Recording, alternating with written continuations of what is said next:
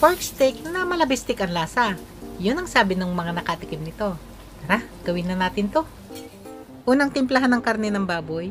Kasim nga pala yung karne ng baboy na ginamit ko dito.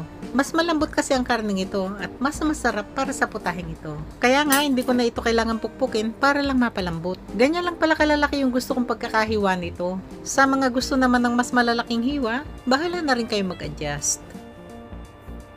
Timplahan ng durog na paminta at toyo. Sangkapan din ng kalamansi juice, saka na ito haluing mabuti. Pagka nga pala ganitong nagbababad ako ng karne, mas gusto ko yung matabang ang pagkakatimpla. Palalambutin pa kasi ito mamaya at magdadagdag pa ng mga panghuling timpla. Tandaan lang na mas madaling itamang lasa pag matabang ang pagkakatimpla.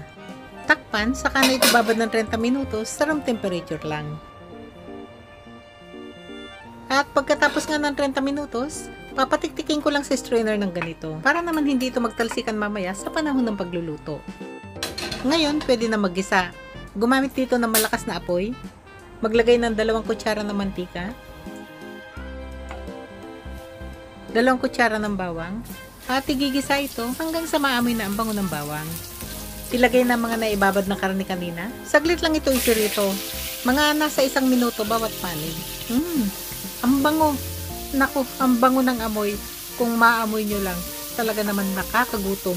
Isang buong sibuyas nga pala to. Itong ginawa kong onion rings. Ilagay ko lang muna yung maliliit na onion rings. Yan, mabango na yung sibuyas. Ilagay na ang tubig. Ay, dapat nga pala yung marinade liquid sana muna. Kukunti lang naman itong marinade liquid, kaya okay lang din. Pakuluin nga lang muna ang tubig bago ito ilagay. Takpan, saka na ito lutuin ng 30 minutos. O kaya ay hanggang sa mapalambot na ang karne. Gamit dito yung pinakamahinang setting ng apoy.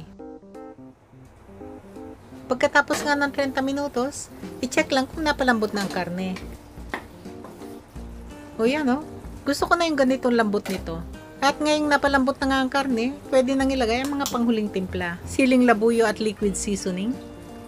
Ilakas na rin palang apoy, ilagay ito sa medium setting. Maglagay din uli ng kalamansi juice, asukal at toyo.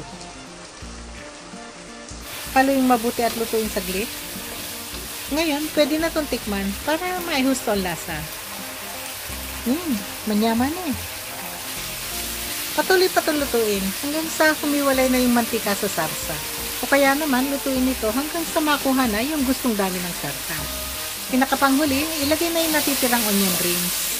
Saka pa ito lutuin ng kalahating minuto na lang sa malakas na apoy para malutong pa yung onion rings pagkakainin. Sarap nito. Nako.